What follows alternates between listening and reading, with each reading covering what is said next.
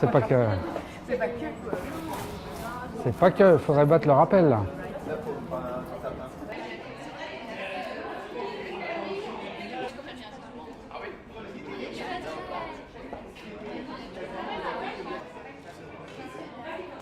Ici aujourd'hui. La galette. La galette. Tu veux la couronne?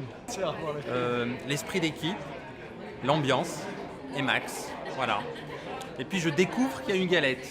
C'est super. Tu attends la reine? Comment? Non, la reine, je l'ai depuis longtemps. J'en ai qu'une seule. Alexandre. Alexandre. Ah ouais.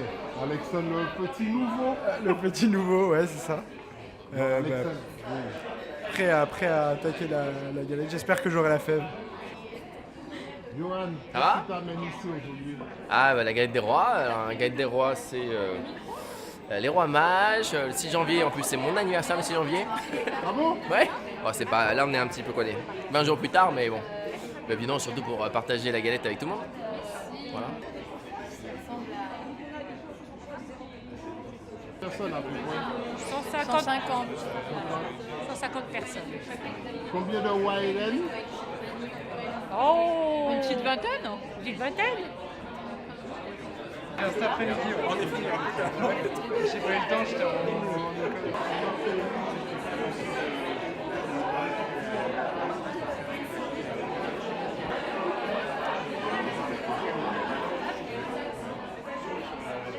Qu'est-ce que je vais vous dire? Premièrement, vous avez conscience que l'hôpital est en tension et que par répercussion, il y a de la tension dans les services, y compris dans notre service. C'est l'état des lieux d'une période difficile, d'une période hivernale compliquée et il y a beaucoup de travail dans le service. On se rend compte de cela tous les jours, encore hier soir, où on était à diriger les patients vers l'ORL, l'ophtalmo, pour trouver des lits. Donc inutile de vous dire que c'est compliqué, on en a tous conscience, mais on fait ça au mieux. Et la charge de travail est ce qu'elle est dans un service où il y a beaucoup d'urgence et on essaye de faire le mieux possible avec les moyens à disposition. Et je vous remercie tous de participer à cette chaîne de soins dans le service le moment venu. Alors, j'ai parfaitement conscience que dans ce bâtiment, on travaille beaucoup. Probablement, on est entre nous plus que dans d'autres bâtiments de cet hôpital, pour des tas de raisons, mais c'est un fait. Mais ce qui est encore plus remarquable, c'est qu'on travaille bien aussi. Et je trouve que la qualité des soins est une priorité. On doit garder ça en tête, parce que travailler beaucoup, c'est bien pour l'hôpital, c'est bien pour l'activité. Travailler bien, c'est mieux pour le personnel soignant. Quand on rentre chez soi le soir, je pense que c'est bien d'avoir en tête ce qu'on a fait la journée et en être fier. Et revenir le lendemain au travail avec l'idée qu'on est utile dans les tâches que sont les nôtres. Donc on travaille beaucoup, on travaille bien. Le dernier point, c'est ça va faire presque 3 ans. C'est la 3e année que j'ai pris le service. Donc il y a eu un peu d'organisation, comme vous avez pu le remarquer. En particulier, il y a des choses que vous voyez, il y a des choses que vous voyez moins. Moi, je dois remercier les gens qui sont avec moi pour diriger ce service. Vous savez ou vous ne savez pas qu'il y a un directoire pour diriger ce service, pour prendre les grands axes stratégiques et les grandes décisions de ce service. Il y a 9 personnes qui se réunissent régulièrement. On doit se revoir encore prochainement pour prendre les grandes décisions de ce service. Et je pense que c'est un bon mode de fonctionnement. Ce n'est pas que l'affaire de Gilles Montalesco. La deuxième chose, c'est qu'il y a 5 unités fonctionnelles. Vous les avez vues. Il y a 5 responsables d'unités fonctionnelles. Et je m'appuie énormément sur eux. Ils ont réorganisé leurs unités fonctionnelles. Je pense que ça marche bien.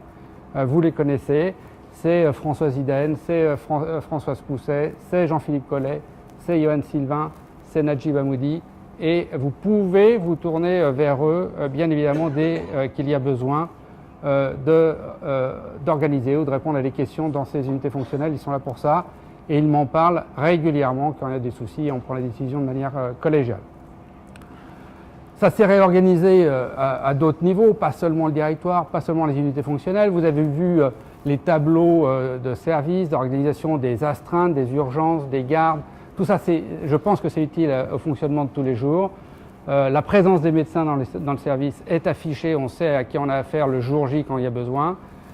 Et il y a des réunions, c'est pas des réunions pour faire des réunions, c'est des réunions souvent de formation et d'enseignement pour les médecins, pour les internes, pour les infirmières, Et s'il faut en créer d'autres, on en créera d'autres, on est là pour ça. Et si vous pensez qu'il y a un besoin qui n'est pas rempli, vous me le dites, on remplira le besoin.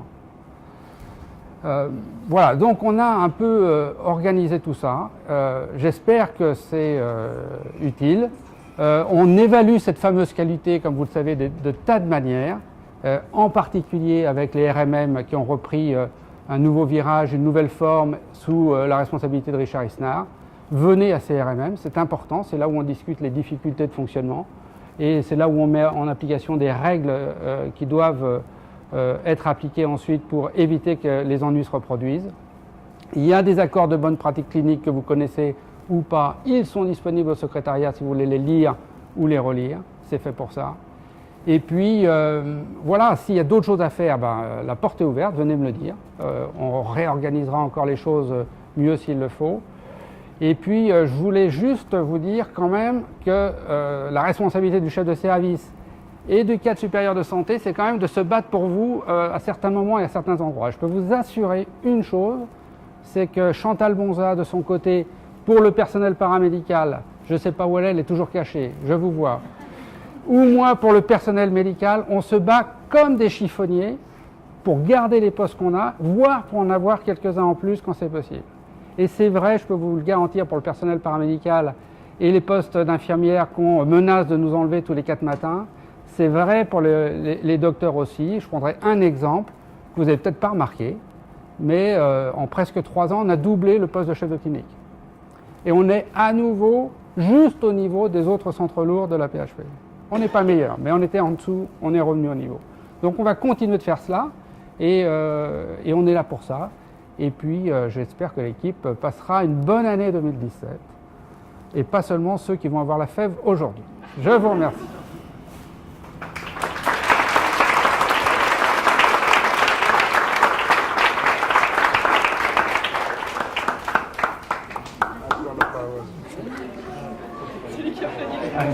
Allez. Moi, la caméra approche, je continue d'applaudir.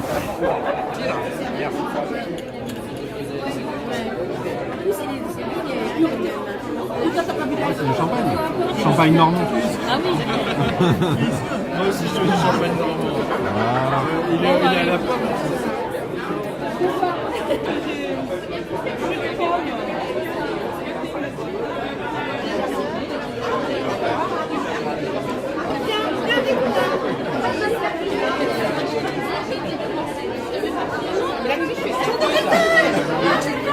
Fais-le moi, l'hôpital, parce que je le reviens.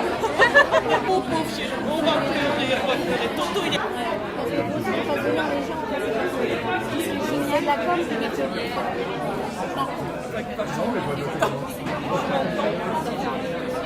Merci.